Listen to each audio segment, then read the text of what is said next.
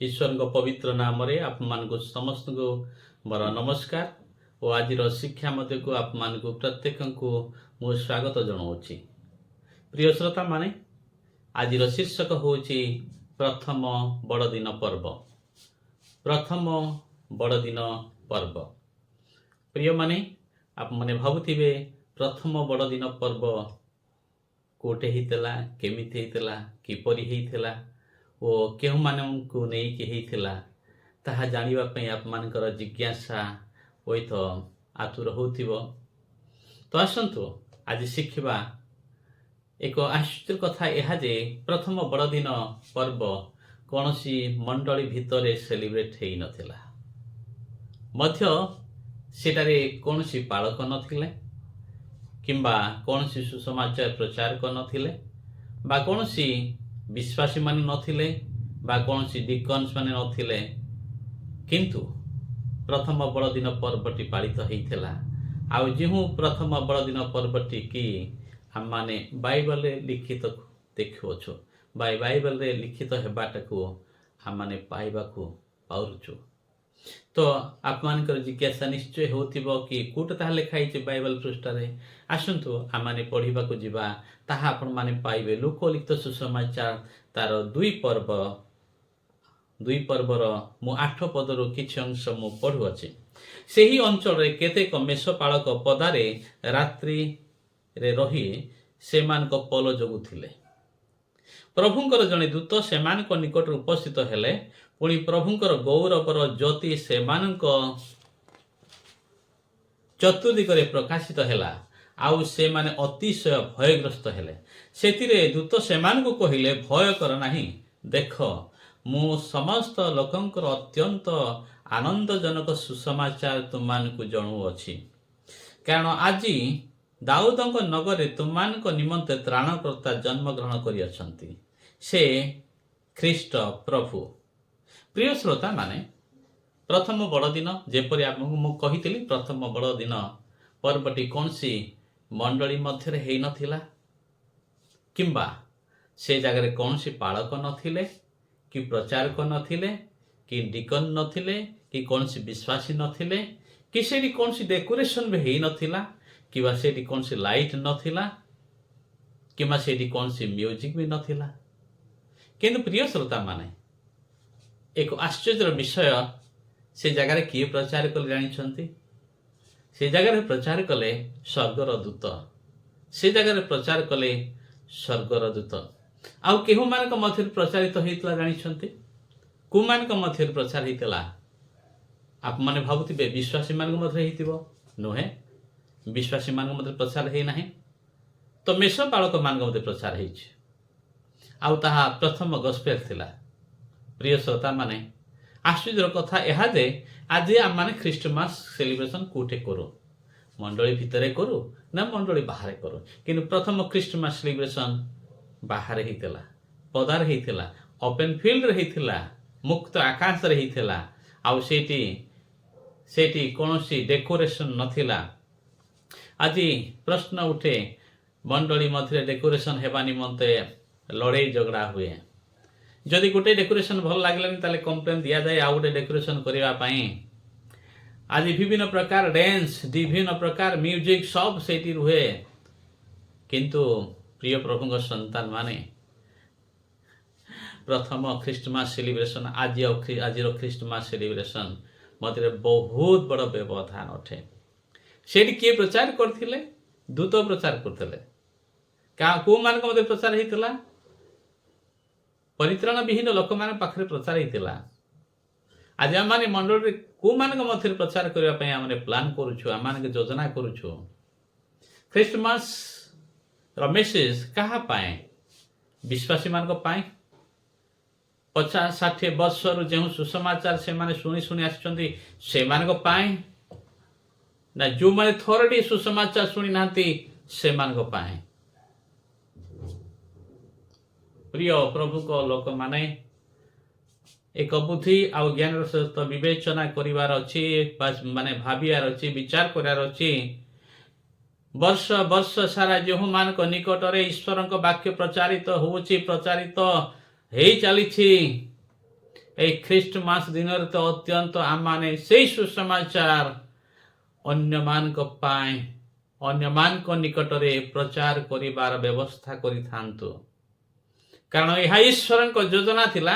ପରମେଶ୍ୱର ସେଇ ସମୟରେ ଯେଉଁମାନେ ଜିହୁଦୀ ଧର୍ମାବଲମ୍ବୀ ଥିଲେ, ଯେଉଁମାନେ ବ୍ୟବସ୍ଥାକୁ ଜାଣିଥିଲେ, ଟିକିନିକି ବୁଝିଥିଲେ, ହୁଏତ ସେମାନଙ୍କ ନିକଟରେ ପ୍ରଚାର କରିବା ପାଇଁ ଦୂତଙ୍କୁ ପରମେଶ୍ୱର ପଠେଇଥାନ୍ତେ, କିନ୍ତୁ ପଠେଇଲେ କୋଉଟେ? ମେଷପାଳକମାନଙ୍କ ନିକଟକୁ। ଆଉ କୋଉଠି ସେମାନେ ସେଲିବ୍ରେଟ କଲେ? ରାତ୍ରି ସମୟରେ ସେଲିବ୍ରେଟ କଲେ। ଆଉ ଗସ୍ପେଲ ଦିଆହେଲା, ସୁସମାଚାର ଦିଆହେଲା, ସୁସମାଚାର ପ୍ରଚାର କଲେ, ସୁସମାଚାର ଶୁଣିଲେ। କୋଉମାନେ ଶୁଣିଲେ?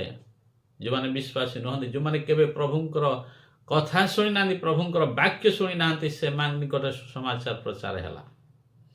ପ୍ରିୟ ପ୍ରଭୁଙ୍କ ସନ୍ତାନ ମାନେ, ନମ୍ରତା ସହିତ ଆପଣମାନଙ୍କ ନିକଟରେ ପରମେଶ୍ୱରଙ୍କ ବାକ୍ୟ ମୁଁ ରଖୁଅଛି। ତ ବଡ଼ଦିନର ଗସ୍ପେଲ କାହା ପାଇଁ ହେବା କଥା? କୋଉମାନଙ୍କ ପାଇଁ ହେବା କଥା? ପ୍ରଥମ ବଡ଼ଦିନର ପର୍ବର ମେସେଜ ପ୍ରଚାର କରିବା ପାଇଁ ପରମେଶ୍ୱର ଦୂତଙ୍କୁ ପଠେଇଥିଲେ। ଆଉ ଦୂତ ଯେଉଁମାନେ କେବେ ସୁସମାଚାର ଶୁଣି ନାହାନ୍ତି, ସେମାନଙ୍କ ନିକଟରେ ପ୍ରଚାର କରିଥିଲେ। ଆଜି ଆମମାନେ ସୁସମାଚାର ପ୍ରଚାର କରୁଛୁ ବଡ଼ ଦିନରେ। ଯେଉଁମାନେ ପ୍ରଭୁଙ୍କର ବାର୍ତ୍ତା କେବେ ଶୁଣି ନାହାନ୍ତି, ସେମାନଙ୍କ ପାଇଁ ପ୍ରସ୍ତୁତ ହେଉଛୁ, ନା ମଣ୍ଡଳୀରେ ଯେଉଁମାନେ ବାରମ୍ବାର ବାକ୍ୟ ଶୁଣି ଆସିଛନ୍ତି, ସେମାନଙ୍କ ପାଇଁ ପ୍ରସ୍ତୁତ ହେଉଛୁ? ଏକ ପରିତ୍ରାଣ ପ୍ରାପ୍ତ ବ୍ୟକ୍ତିର ହୃଦୟ ବିଗଳିତ ହୋଇଯାଏ ଅନେଶ୍ୱତ ମେଣ୍ଢାକୁ ଛାଡ଼ି ଦେଇ ଗୋଟିଏ ମେଣ୍ଢା ଖୋଜିବା ପାଇଁ। ହଜାର ଲୋକ ଯଦି ସେଇ ସେଲିବ୍ରେସନରେ ଥିବେ, ଯେଉଁମାନେ ପ୍ରଭୁଙ୍କର ବାକ୍ୟ ପୂର୍ବରୁ ଶୁଣିଛନ୍ତି, ପ୍ରଭୁଙ୍କର ବାକ୍ୟ ଯେଉଁମାନେ ଶୁଣିଛନ୍ତି, ସେମାନଙ୍କ ପାଇଁ ପ୍ରଭୁ ଆନନ୍ଦିତ ହେବେ ନାହିଁ। ଯଦି ଯେଉଁମାନେ ଶୁଣି ନାହାନ୍ତି, ଯଦି ସେଦିନର ମେସେଜ ଶୁଣି ଯଦି ହୃଦୟ ପରିବର୍ତ୍ତନ କରନ୍ତି, ତାହେଲେ ସେଇମାନଙ୍କ ପାଇଁ ସ୍ୱର୍ଗରେ ମହା ଆନନ୍ଦ ହେବ। ପ୍ରିୟ ପ୍ରଭୁଙ୍କ ସନ୍ତାନ ମାନେ, ଦାସ ଦାସୀ ମାନେ, ପରମେଶ୍ୱରଙ୍କ ସେବକ ମାନେ, ସେଇ ଦିନର ମେସେଜ ଆମେ କାହା ପାଇଁ ପ୍ରସ୍ତୁତ କରୁଅଛୁ? ମଣ୍ଡଳୀରେ ଥିବା ମଣ୍ଡଳୀ ବ୍ୟକ୍ତିମାନଙ୍କୁ ସନ୍ତୁଷ୍ଟ କରିବା ପାଇଁ ପ୍ରଚାର କରୁଅଛୁ, ନା ଯେଉଁମାନେ ମଣ୍ଡଳୀ ବାହାରେ ଅଛନ୍ତି, ସିଟିର ବାହାରେ ଅଛନ୍ତି, ସେମାନଙ୍କ ପାଇଁ ପ୍ରସ୍ତୁତ କରୁଅଛୁ? ଆଜି ପ୍ରଶ୍ନ ଆପଣଙ୍କ ନିକଟରେ। କିନ୍ତୁ ପ୍ରଥମ ଖ୍ରୀଷ୍ଟମାସ ସେଲିବ୍ରେସନ ମଡେଲ ହେଉଛି ଆପଣ ପାଇଁ ଓ ମୋ ପାଇଁ। ଆମମାନଙ୍କର ଗସ୍ପେଲ ସେଦିନର ବାର୍ତ୍ତା, ଯେଉଁମାନେ ପରିତ୍ରାଣ ବିହୀନ ଜୀବନ କାଟୁଛନ୍ତି, ପ୍ରଭୁଙ୍କର ବାକ୍ୟ କେବେ ଶୁଣି ନାହାନ୍ତି, ସେମାନଙ୍କ ପାଖରେ କିପରି ପହଞ୍ଚିବା ଦରକାର, ତାହା ମଣ୍ଡଳୀ ଆଜି କରିବା ଦରକାର ଅଛି। ସେଥି ନିମନ୍ତେ ସଜାଗ ହେବା ଦରକାର ଅଛି। କାହିଁକି? ଦିନେ ପରମେଶ୍ୱର ଆପଣଙ୍କୁ ମୋତେ ଦିନେ ପଚାରିବେ, ଆମେ କ'ଣ କରିଅଛୁ ଆମମାନଙ୍କ ଜୀବନ କାଳରେ? ବଡ଼ ସୁଯୋଗ ଥାଏ ସେଦିନ ପ୍ରଚାର କରିବା ପାଇଁ। ଯଦି ଆମେ ସେ ପ୍ରକାର ଆତ୍ମିକ ଖାଦ୍ୟ ଯଦି ପରମେଶ୍ୱରଙ୍କ ଠାରେ ରହି ଆତ୍ମାଙ୍କ ଦ୍ୱାରା ପରିଚାଳିତ ହୋଇ ଈଶ୍ୱରଙ୍କ ଯୋଜନା ଅନୁସାରେ ଯଦି କାର୍ଯ୍ୟ କରନ୍ତୁ, ତାହେଲେ କେହି ନା କେହି ଜଣେ ପରିବର୍ତ୍ତନ ହେଇଥାନ୍ତେ, ଆଉ ଆସିକି କହିଥାନ୍ତେ ମଣ୍ଡଳୀରେ ଯେ ସେଦିନର ସୁସମାଚାର, ବଡ଼ଦିନର ପ୍ରଚାର ହେଉଥିବା ସୁସମାଚାର ଦ୍ୱାରା ମୁଁ ସେଦିନ ପ୍ରଭୁଙ୍କର ବାକ୍ୟକୁ ଶୁଣି ମୁଁ ପରିବର୍ତ୍ତନ ହେଇ ଆସିଛି ଆଜି ମଣ୍ଡଳୀକୁ। ଏହିପରି ଖବର ଶୁଣିବା ପାଇଁ ଆମମାନଙ୍କର କାନ ଆତୁର ହେବା ଦରକାର ଅଛି। ପ୍ରିୟ ଶ୍ରୋତା ମାନେ, ଏହା ମଣ୍ଡଳୀର କାର୍ଯ୍ୟ ହେବା ଦରକାର। କିନ୍ତୁ ଆଜି ମଣ୍ଡଳୀ ସୀମିତ ତାର ବାଉଣ୍ଡରୀ ଭିତରେ ହିଁ ଆଙ୍କିଛି ଛବି, ଆଉ ସେ ଭିତରେ ହିଁ ପ୍ରଚାର କରୁଛି। ଏହା ଦୁଃଖର ବିଷୟ ଅଟେ। ପ୍ରଭୁ ଆପଣ ପାଇଁ, ମୋ ପାଇଁ କେବଳ ଆସିନଥିଲେ, ଆପଣଙ୍କ ମୋତେ ବାଛିଲେ ଯେପରି ଆମେ ଅନ୍ୟମାନଙ୍କୁ ସୁସମାଚାର ଶୁଣେଇବୁ। ସେଥିପାଇଁ ଦୂତଙ୍କୁ ପଠେଇଲେ ଅନ୍ୟମାନଙ୍କୁ ସୁସମାଚାର ଶୁଣିବା ନିମନ୍ତେ। ପ୍ରିୟ ଶ୍ରୋତା, ତ 10 ପଦରେ ମୁଁ ପଢୁଛି, ସେଥିରେ ଦୂତ ସେମାନଙ୍କୁ କହିଲେ, ଦୂତ ସେମାନଙ୍କୁ କହୁଛନ୍ତି କ'ଣ ବୋଲି? ଭୟ କର ନାହିଁ, ଦେଖ ମୁଁ ସମସ୍ତ ଲୋକଙ୍କ ଅତ୍ୟନ୍ତ ଆନନ୍ଦଜନକ ସୁସମାଚାର ତୁମମାନଙ୍କୁ ଜଣାଉଛି। ସମସ୍ତ ଲୋକଙ୍କ ଖ୍ରୀଷ୍ଟମାସ ପର୍ବଟି ଖ୍ରୀଷ୍ଟାନ ମାନଙ୍କ ନିମନ୍ତେ ନୁହେଁ, ଯଦିଓ ତାହା ଖ୍ରୀଷ୍ଟାନ ମାନଙ୍କ ନିମନ୍ତେ ଆୟୋଜିତ ହେଇଛି। ଯେଉଁମାନେ ପରମେଶ୍ୱରଙ୍କ ବିଷୟ ଜାଣିନାହାନ୍ତି ସେମାନଙ୍କ ନିମନ୍ତେ ଏହି ପର୍ବଟି ଆୟୋଜିତ ହୋଇ ସେମାନେ ଯେପରି ପରମେଶ୍ୱରଙ୍କ ବାକ୍ୟ ଶୁଣିପାରନ୍ତି ସେଥିପାଇଁ ଆମେ ସଜାଗ ହେବାର ଅଛି। ସେଥିପାଇଁ ଆମମାନେ ସୁଯୋଗ ପ୍ରସ୍ତୁତ କରିବା ଦରକାର ଅଛି।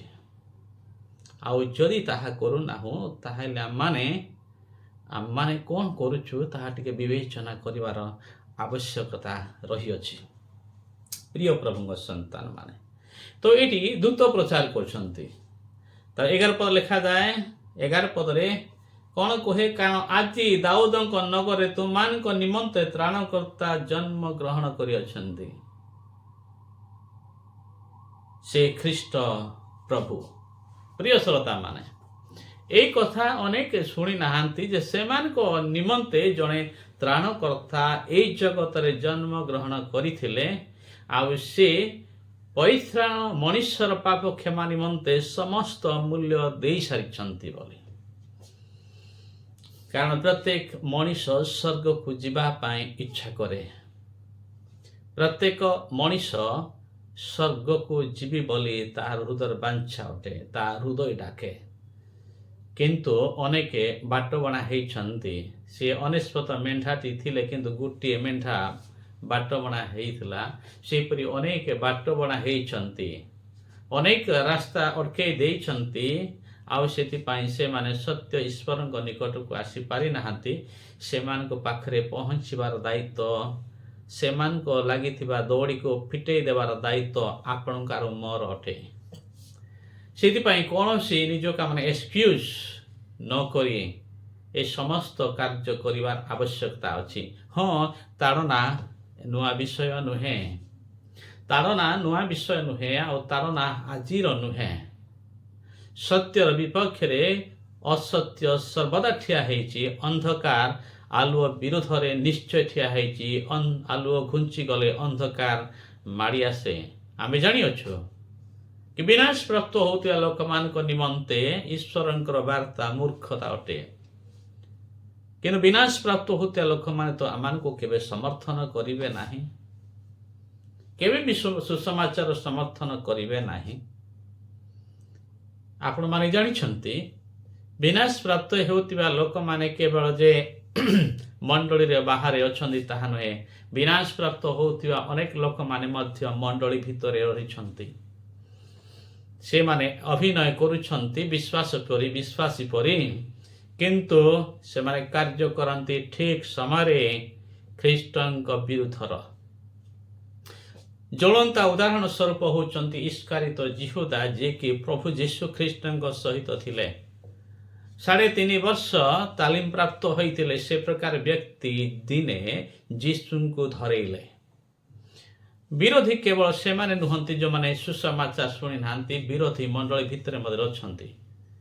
କିନ୍ତୁ ପ୍ରିୟ ପ୍ରଭୁଙ୍କ ସନ୍ତାନ ମାନେ, ଈଶ୍ୱରଙ୍କ ରାଜ୍ୟ କେବେ ବି ଅଟକି ନାହିଁ, ଅଟକିବ ନାହିଁ। କୌଣସି ଶକ୍ତି ତାହା ଅଟକେଇ ପାରିବ ନାହିଁ, ତାହା ଆପଣ ଜାଣିଛନ୍ତି। କାରଣ ପିତରଙ୍କୁ ପ୍ରଭୁ ଯୀଶୁ କହିଥିଲେ, ହେ ପିତର ତୁମେ ପଥର, ଆଉ ଏ ପଥର ଉପରେ ମୁଁ ଆପଣା ମଣ୍ଡଳୀ ତୋଳିବି। ନରକର ବଳ ତାହା ପରାଜୟ କରିପାରିବ ନାହିଁ। ମଣିଷର ବଳ ତ ଛାଡ଼ି ଦିଅନ୍ତୁ, ନରକର ବଳ ବି ପରାଜୟ କରିପାରିବନି ଈଶ୍ୱରଙ୍କ ରାଜ୍ୟ ବିସ୍ତାରିତ ହେବାରେ।